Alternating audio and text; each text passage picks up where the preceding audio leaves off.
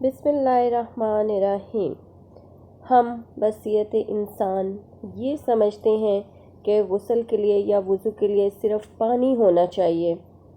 لیکن بحیثیت مسلمان ایسا نہیں ہونا چاہیے۔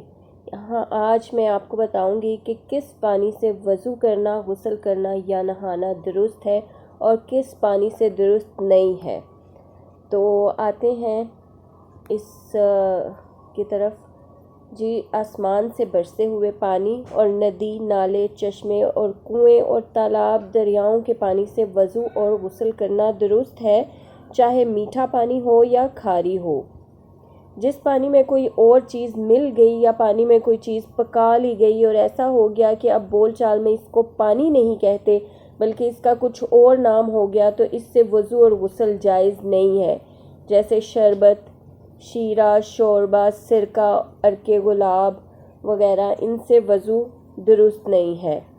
جس پانی میں کوئی چیز پڑ گئی اور پانی کے رنگ، مزے یا بو میں کچھ فرق آ گیا لیکن وہ چیز پانی میں پکائی نہیں گئی،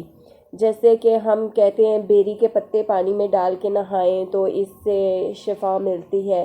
تو اس طرح کے پانی کے پتلے ہونے میں کچھ فرق نہیں آیا، جیسے بہتے ہوئے پانی میں کچھ ریت مل گئی ہو یا پانی میں زعفران پڑ گیا اور اس کا بہت خفیف سا رنگ آ گیا، یا صابن پڑ گیا یا اسی طرح کوئی اور چیز پڑ گئی، تو ان سب صورتوں میں وضو اور غسل درست ہے۔ لیکن اگر پانی میں کوئی چیز ڈال کر پکائی گئی ہو جس سے اس کا رنگ اور مزہ وغیرہ بدل گیا ہے، تو اس پانی سے وضو درست نہیں ہے۔ البتہ اگر ایسی چیز پکائی گئی جس سے میل کچیل خوب صاف ہو جاتا ہے اور اس کے پانی پکانے سے پانی گاڑھا نہ ہوا ہو تو اس سے وضو درست ہے، جیسے مردے کو نہلانے کے لیے بیری کی پتیاں پکاتے ہیں تو اس میں کچھ حرج نہیں، البتہ اگر اتنی ڈال دیں کہ پانی گاڑھا ہو گیا تو اس سے وضو اور ہے۔ اس کے علاوہ کپڑا رنگنے کے لیے زعفران گھولا یا پڑیا گھولی تو اس سے بھی وضو درست نہیں ہے۔ اگر پانی میں دودھ مل گیا تو اگر دودھ کا رنگ اچھی طرح پانی میں آ گیا تو اس سے وضو درست نہیں، اور اگر دودھ بہت کم تھا کہ رنگ نہیں آیا تو وضو درست ہے۔ جنگل میں کہیں تھوڑا سا پانی ملا تو جب تک اس کی نجاست کا یقین نہ ہو جائے کہ یہ پاک ہے یا نہیں ہے تب تک اس سے وضو کر سکتا ہے، فقط اس وہم پر وضو کو نہ چھوڑے کہ شاید یہ ناپاک ہو۔ اگر اس کے ہوتے ہوئے تیمم کر لے گا تو تیمم نہیں ہوگا۔ کسی کنویں وغیرہ میں درخت کے پتے گر پڑے اور پانی میں بدبو آنے لگی اور رنگ اور مزہ بھی بدل گیا تو بھی اس سے وضو درست ہے جب تک پانی پتلا رہے۔ اسی طرح جس پانی میں کوئی گند گر جائے اس سے وضو یا غسل کچھ بھی درست نہیں، چاہے وہ گندگی تھوڑی ہو یا بہت ہو۔ البتہ اگر پانی بہتا ہوا ہو جیسے دریا، ندی، تو اس میں نجاست کے پڑنے سے پانی ناپاک نہیں ہوتا جب تک کہ اس کے رنگ یا مزے یا بو میں فرق نہیں آ جاتا، اور اگر اس گندگی کی وجہ سے رنگ یا مزہ بدل گیا یا بو آنے لگی تو بہتا ہوا پانی بھی ناپاک ہو جائے گا اور اس سے بھی وضو درست نہیں ہے۔ اور جو پانی گھاس، بھاری ہو، کے پتے وغیرہ کو بہا لے جائے وہ بہتا ہوا پانی ہے، چاہے اتنا گہرا ہو کہ اگر چلو سے پانی اٹھائیں تو اس کی زمین دکھائی نہ دے، یہ بھی بہتے ہوئے پانی کی مثل ہے۔ ایسے حوض میں اگر نجاست پڑ جائے جو پڑ جانے کے بعد دکھائی نہیں دے رہی، جیسے پیشاب، خون یا شراب وغیرہ، تو اس کے چاروں طرف وضو کرنا درست ہے، چاہے جس طرف سے مرضی وضو کرے۔ اور اگر ایسی گندگی اس میں پڑے جو دکھائی دیتی ہو جیسے مردہ کتا یا کوئی ایسا جانور، تو جس طرف وہ پڑا ہوا ہے اس طرف وضو نہ کرے، اس کے سوا کسی دوسری طرف کے پانی سے وضو کر لے۔ اور اگر گند اتنا زیادہ ہو کہ رنگ یا مزہ بدل جائے یا بو آ رہی ہو تو پانی ناپاک ہو جائے گا، ایسے پانی سے وضو کرنا یا غسل کرنا جو ہے وہ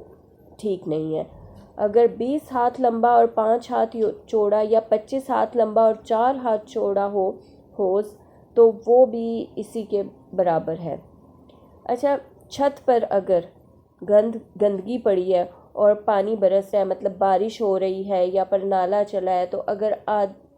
جو ہے وہ چھت زیادہ ناپاک ہے تو وہ پانی بھی ناپاک ہے، ایسے پانی سے وضو کرنا بھی درست نہیں ہے۔ اگر پانی آہستہ آہستہ بہتا ہو تو بھی بہت جلدی وضو نہ کرے تاکہ جو گرتا ہے پانی، آپ کے وضو سے جو پانی گرتا ہے وہی دوبارہ ہاتھ میں نہ آ جائے، کیونکہ جو وضو کرنے سے آپ کے ہاتھوں سے پانی گرتا ہے وہ بھی ناپاک ہوتا ہے، آپ اس سے بھی دوبارہ وضو نہیں کر سکتے، کیونکہ وہ کہتے ہیں نا کہ گناہ جھڑتے ہیں ہر اعضاء سے جب ہم وضو کر رہے ہوں۔ اگر کوئی کافر یا کوئی بچہ کسی بھی مذہب کا جو ہوتا ہے اپنا ہاتھ پانی میں ڈال دے تو بھی پانی ناپاک نہیں ہوتا، البتہ اگر معلوم ہو جائے کہ اس کے ہاتھ میں گندگی لگی تھی تو پھر پانی ناپاک ہو جائے گا، لیکن کیونکہ چھوٹے بچوں کا کچھ اعتبار نہیں ہوتا، اس لیے جب تک کوئی اور پانی ملے اس کے ہاتھ ڈالے ہوئے پانی سے وضو نہ کریں تو ہی بہتر ہے۔ جس پانی میں ایسی جاندار چیز مر جائے جس کو بہتا ہوا خون نہیں ہوتا یا باہر مر کر پانی میں گر پڑے، جیسے مینڈک ہو جاتا ہے، تو یہ پانی بھی نجس ہوتا ہے۔ لیکن اس کے علاوہ ایسا پانی جس میں مچھر، مکھی، بھیڑ جسے تمبوڑی کہتے ہیں، یا بچھو، شہد کی مکھی یا اس طرح کی اڑتی ہوئی چیزیں گر جائیں تو پھر پانی جو ہے وہ نجس اور ناپاک نہیں ہے، ایسے پانی سے وضو ہو سکتا ہے۔ اور ہر ایسی چیز جس کی پیدائش پانی کی ہو اور ہر دم پانی ہی میں رہا کرتی ہو، اس کے مر جانے سے بھی پانی خراب نہیں ہوتا، پاک رہتا ہے، جیسے مچھلی، کچھوا، کیکڑا وغیرہ۔ اور اگر پانی کے سوا کسی اور چیز میں مر جائے جیسے سرکہ، شیرہ، دودھ وغیرہ تو وہ بھی ناپاک نہیں ہوتا۔ اس کے علاوہ جو چیز پانی میں رہتی ہو لیکن اس کی پیدائش پانی کی نہ ہو،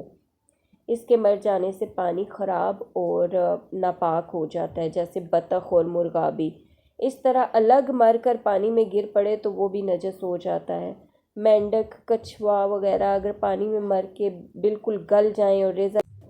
ریزہ ہو کر پانی میں مل جائیں تو بھی پانی پاک ہے، لیکن اس کا پینا اور اس سے کھانا پکانا درست نہیں، البتہ وضو اور غسل اس سے کر سکتے ہیں۔ اس کے علاوہ دھوپ کے جلے ہوئے پانی سے سفید داغ ہو جانے کا ڈر ہوتا ہے، اس لیے اس سے بھی وضو اور غسل نہیں کرنا چاہیے۔ اور مردار کی کھال کو جب دھوپ میں سکھا کر خشک کر لیتے ہیں اور اسے پھر مشک بنا لیتے ہیں اور اس میں پانی رکھتے ہیں، یہ پانی بھی جو ہے وہ پاک ہوتا ہے، لیکن جو کھال ہے وہ حرام جانور کی نہ ہو، حلال جانور کی ہو۔ آج اس ویڈیو میں جتنی بھی میں نے آپ سے معلومات شیئر کی وہ حضرت مولانا اشرف علی تھانوی صاحب کی بہشتی زیور اور حضرت شیخ عبدالقادر جیلانی رحمۃ اللہ کی غنیت الطالبین سے لی گئی ہے۔ تو آج کے لیے اتنا ہی، ملتے ہیں پھر ایک نئی ویڈیو کے ساتھ۔ ویڈیو اچھی لگی ہو تو پلیز اس کو لائک کر دیجئے گا، آپ کی ایک لائک میرا بہت سا حوصلہ بڑھاتی ہے، اور چینل کو سبسکرائب کرنا مت بھولیں۔ فی الحال آج کے لیے اتنا ہی، اللہ حافظ۔